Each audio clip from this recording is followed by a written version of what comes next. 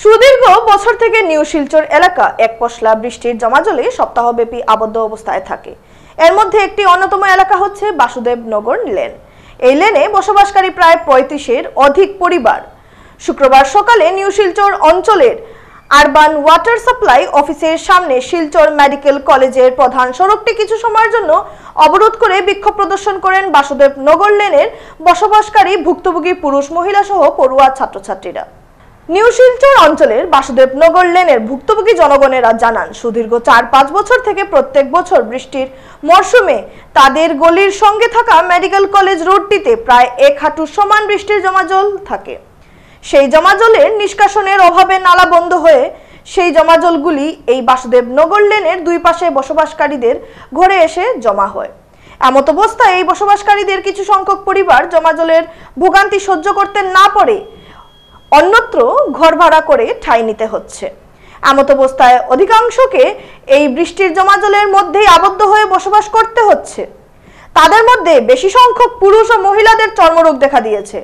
তারা এই বিষয়টি নিয়ে জনপ্রতিনিধি সহ জেলা প্রশাসনকে কয়েকবার জানানো সত্ত্বেও জল নিষ্কাশনের বিষয়ে উপযুক্ত কোনো ব্যবস্থা নেওয়ার কারণে তারা সড়ক অবরোধ করে বিক্ষোভ প্রদর্শন করতে বাধ্য হয়েছেন।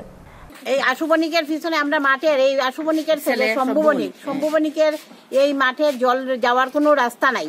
জলের রাস্তা না থাকাতে আমরা সবরে এইভাবে জলের ভুক্তভোগী। আমরা ঘরের ভিতরে তো থাকে আটু জল, বাইরে আরো কতটুকু কমর জল পর্যন্ত বাইরে থাকে। আজকে 3 মাসে তো অনবরত জল তো কমার কোনো রাস্তাই নেই। আর গলির মুখে এটা হইলো রাস্তা, দেখুন ড্রেন ক্লিয়ার নাই, রাস্তা জলে এই বাচ্চা কাচ্চা যাওয়ায় যাইতে পারে না, আইতে পারে না, একটা রুগী মানুষ যাইতে পারেন না, মেলুক মানুষ খাবার কত উঠে যাইব রাস্তা দিয়া, কতটুকু খাবার উঠেইব একটা মানুষের। এর মধ্যে এই ফাওয়ে এই আমার ওই দোকান এই জলে থাকতে থাকতে ফাও আমার দুয়ো ফাওয়ের মধ্যে কি অবস্থা, ইনফেকশন হইয়া এই জলের ফসা জলের মধ্যে থাকতে এই আমার দুয়ো ফাওয়ের ইনফেকশন হইয়া কত ট্রিটমেন্ট করলাম। এই ফাওয়া লাগে জলই শুকায় না, আমি ট্রিটমেন্ট করে কিটা করবো। এইভাবে অনবরত জলের মধ্যেই থাকলাম আমরা আজকে কতদিন থেকে। রাস্তার জলে এই দিকের জলে এর মধ্যে 5 মিনিট বৃষ্টি হইলে কিটা জল ঢুকার কথা নেই। এই 5 মিনিটও বৃষ্টি লাগে না এই ঘরের ভেতরে।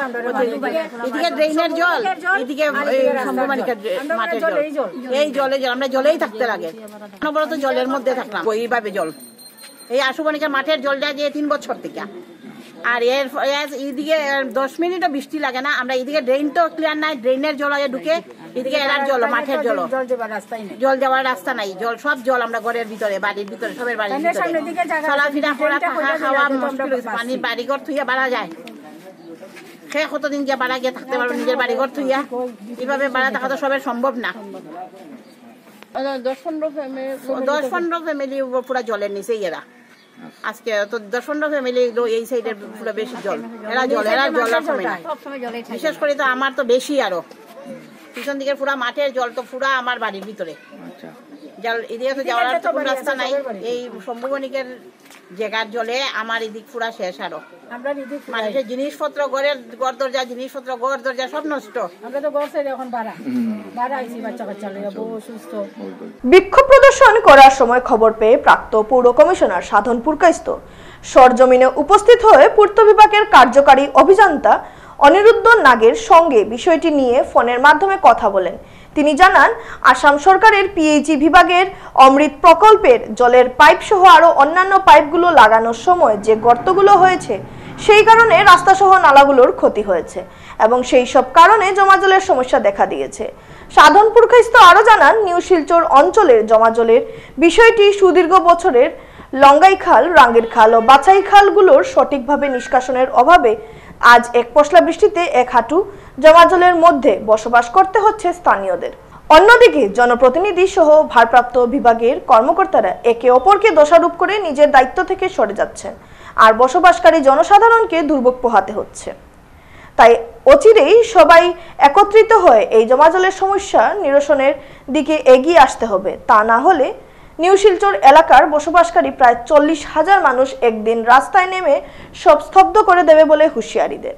সেদিন ভুক্তভোগী প্রতিবাদীদের মধ্যে উপস্থিত ছিলেন শম্পা দে, প্রতিমা সূত্রধর, বীণা সিংহ, দীপন দেব, প্রদীপ সূত্রধর, মদন কানু, এম বাহাদুর ছেত্রী, SS পাল, কমলি রবিদাস, সাবিত্রী রবিদাস, মিলি ভট্টাচার্য, কৃপেশ পাল, কার্তিক পাল সহ আরো অন্যান্যরা। নিউ শিলচর এলাকায় বৃষ্টির জমাজলের সমস্যা শেষ হচ্ছে না। কিছু কিছু জায়গা আছে দেখা যায় 12 মাসই জলমগ্ন থাকে, বৃষ্টি হোক বা না হোক। সেই সব জায়গার মধ্যে অন্যতম হচ্ছে বাসুদেবনগর, যেটা পুরনো ট্রান্সপোর্ট বিল্ডিংয়ের উল্টা দিকের একটা গলি। এই গলি এবং NS এভিনিউ সংলগ্ন যে রাস্তা, সেই রাস্তা আজও জলমগ্ন। সঙ্গে চিত্তরঞ্জন রোড বলে একটা লেন আছে, যেটা NS এভিনিউ থেকে পশ্চিম দিকে ঢুকেছে, সেই গলিটাও এই মুহূর্তে জলমগ্ন। মানুষ অতিষ্ঠ হয়ে আজ বাসুদেবনগরের সামনে যে জায়গাটা PWD রাস্তার যে জায়গাটা জলমগ্ন, সেই জায়গায় উপস্থিত হয়ে কিছুক্ষণের জন্য রাস্তা অবরোধ করে রাখেন। আমি এই এলাকার প্রাক্তন পৌর কমিশনার, সেই সুবাদে এই খবরটা পেয়ে আমি সেখানে গেলাম। মানুষের খুব দেখতে পেলাম। আমরা বিভিন্ন সময়ে সরকারের দৃষ্টি আকর্ষণ করেছি এই জমাজল নিষ্কাশনের ব্যাপারে, এবং লঙ্গাই খালের সংস্কার, রাঙ্গির খালের সংস্কার, পাসাই খালের সংস্কার, এই সমস্ত ব্যাপারে আমরা বিভিন্ন সময় সরব হয়েছি। মানুষ আজকে রাস্তায় নেমেছে। আজকে দেখলাম মেয়ে ছেলেরা ছোট ছোট বাচ্চাদেরকে নিয়ে রাস্তা অবরোধ করেছেন। সুতরাং কর্তৃপক্ষ এই দিকে যদি যথাসময়ে নজর না দেন, তাহলে পরিস্থিতি আরও ভয়ঙ্কর হয়ে দাঁড়াবে। আমি PWDর ইঞ্জিনিয়ার মিস্টার নাগ, PWDর SDO মিস্টার বরবুইয়ার সাথে কথা বলেছি। সেই জায়গা থেকে ওনারা বললেন যে এই সব পরিস্থিতির সৃষ্টি করেছে অমৃত প্রকল্প। বিভিন্ন জায়গায় তাদের বড় বড় পাইপ বসিয়েছে, কিন্তু সেই প্রকল্পের মধ্যে তারা কাজ করবে এবং সাথে সাথে যদি রাস্তা ড্যামেজ হয়, সেই রাস্তাটারও তারা সংস্কার করবে, ঠিক করে দেবে। সেইভাবে ফান্ড অ্যালট করা আছে, সেটা আমাকে ইঞ্জিনিয়ার মিস্টার নাগ বললেন। কিন্তু অমৃত প্রকল্পের যারা দায়িত্বে আছেন তারা সেই কাজটা করছেন না, যার জন্য এই পরিস্থিতির সৃষ্টি হয়েছে। শুধুমাত্র অমৃত প্রকল্পকে দোষারোপ করলে হবে না।